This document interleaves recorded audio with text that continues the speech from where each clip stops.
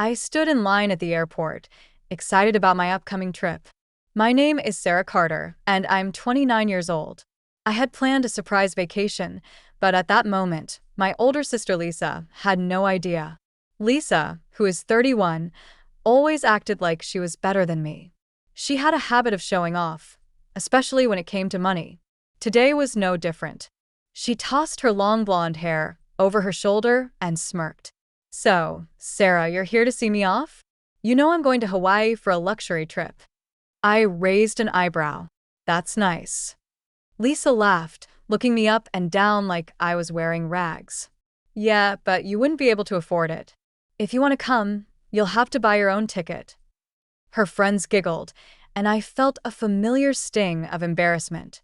Lisa had been doing this since we were kids, always making me feel small.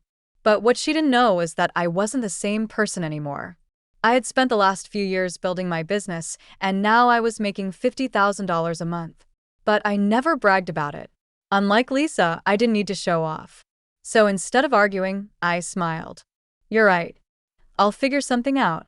Lisa rolled her eyes and walked off, dragging her expensive luggage behind her. What she didn't know, I had already booked a private jet. And I wasn't going alone. As soon as Lisa walked away, I pulled out my phone and made a quick call. "Is everything ready?" I asked. A smooth voice on the other end replied, "Yes, Miss Carter. Your private jet is fueled and waiting at the VIP terminal. Your parents have also been picked up and are on their way." Perfect. I walked confidently past the regular check-in lines, heading toward a special entrance most people didn't even know existed. This was where the real luxury travelers went, celebrities, billionaires, and, today, me. Lisa thought I couldn't afford a plane ticket. She had no idea. I arrived at the private jet terminal just as my parents' car pulled up. My mom, Karen, stepped out looking confused. "Sarah, what's going on?" she asked, holding my dad's arm. I smiled. "We're going to Hawaii. First class." Dad, Richard, scratched his head. "But we didn't buy tickets." I pointed to the sleek white and gold jet behind me. It had leather seats, a full bar, and even a private bedroom. "You don't need tickets when you own the whole plane for the day." Mom's jaw dropped. "Sarah, how?" "I've been doing well," I said with a wink. "Lisa thinks I can't afford a regular plane ticket. Imagine her face when she finds out I flew on my own jet." We all laughed as we climbed aboard. The flight attendant greeted us like VIPs and offered champagne. As we got comfortable, I pulled out my phone and checked Lisa's flight details. She was still waiting in the long security line. I smirked. "Enjoy the airport chaos, Lisa. We'll be sipping cocktails in Hawaii before you even take off."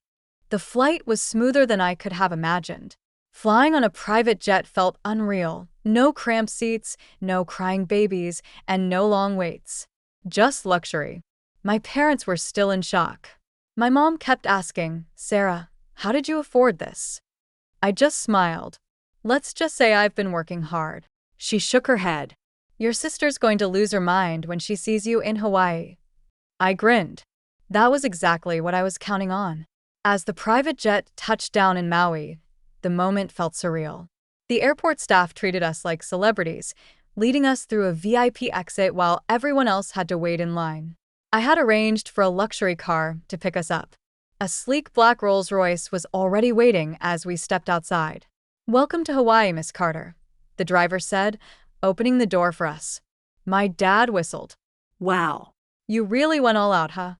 I just laughed as we slid into the plush leather seats. Meanwhile, I checked my phone and saw a text from Lisa. "Ugh, this airport is so slow. Our flight got delayed. We won't land for another 6 hours. So annoying." I smirked. Perfect. By the time Lisa landed, I would already be at our 5-star resort, sipping a cocktail by the pool. We pulled up to the Four Seasons Resort, one of the most exclusive hotels in Maui.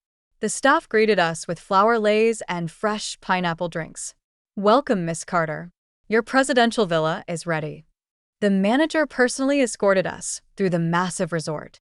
Our private villa had an infinity pool, ocean views, and a personal butler. Mom and Dad looked like they were about to faint. "This place is unreal," my dad whispered. I just shrugged. Only the best. 6 hours later, I was lounging by the pool when I finally saw Lisa's Instagram story. She had just landed. Lisa and her friends looked exhausted, dragging their luggage through the crowded airport. But here's where it got interesting. Lisa's trip wasn't as luxurious as she made it seem. I overheard one of her friends complaining in the background. Wait, what do you mean the Airbnb canceled? Where are we even staying now? I nearly spit out my drink.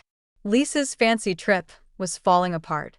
She had spent weeks bragging about her luxury Hawaii vacation, but now she was stuck scrambling for a place to stay. I smiled to myself. This was just getting started.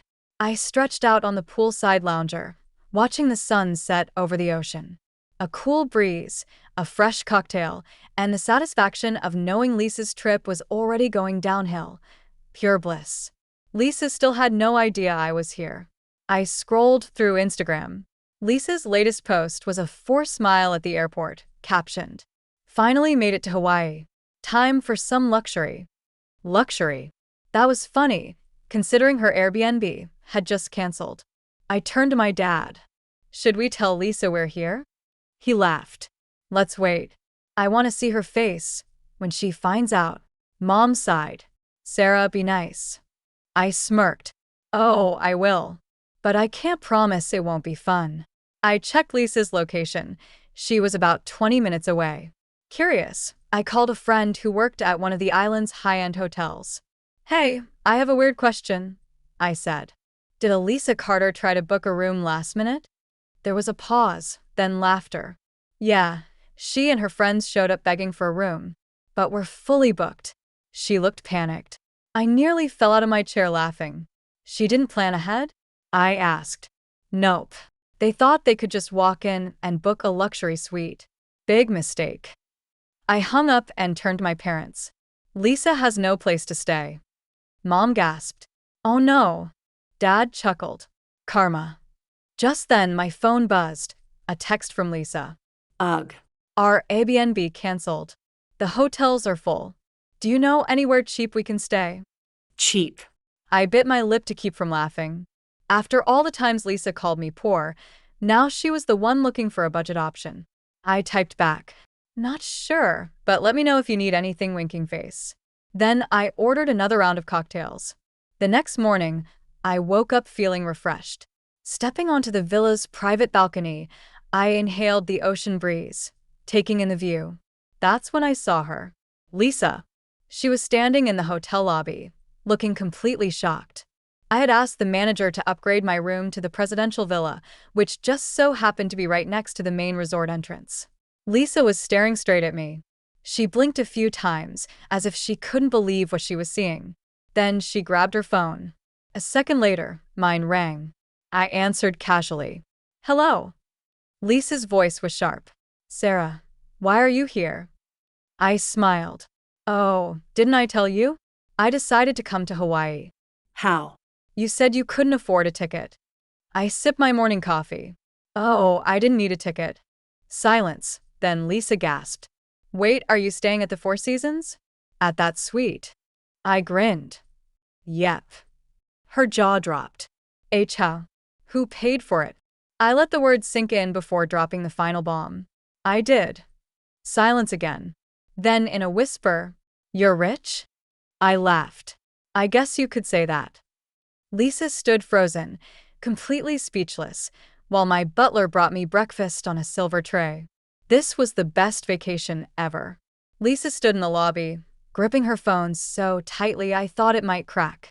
For the first time ever, she had nothing to say. "Sarah," she finally muttered. "You're joking, right?" I took a slow sip of my coffee. "Nope. My private jet landed yesterday. Mom and Dad are here too. We've been having the best time." I glanced down at her outfit. Her designer clothes suddenly didn't seem so impressive. She looked tired, probably from spending half the night trying to find a place to stay. "So, where are you staying?" I asked casually, pretending not to know. Lisa swallowed. We're figuring it out." Figuring it out.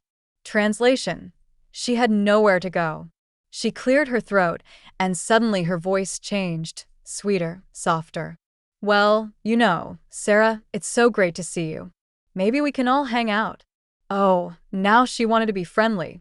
I smirked. I thought I was too poor to be on this trip. Lisa's face turned red.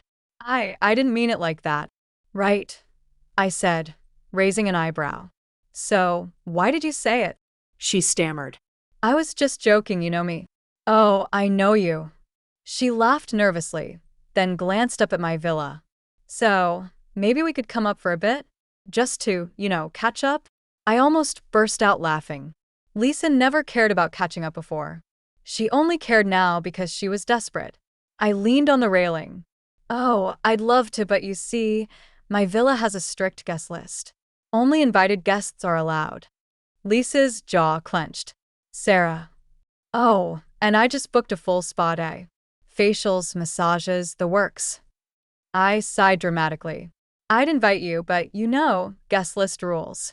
Lisa was fuming, but she forced a smile. Of course, no problem.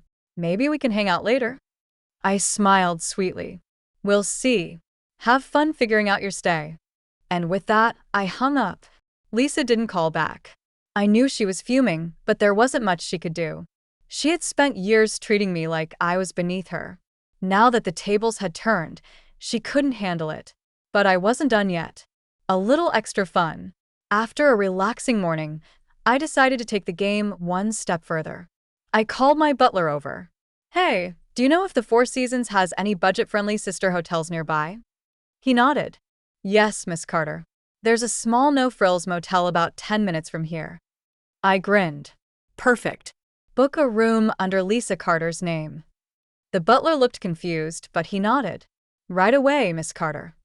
I was sipping a coconut drink by the infinity pool when Lisa called again. Sarah, you're not going to believe this. Someone booked a room for me at this disgusting motel.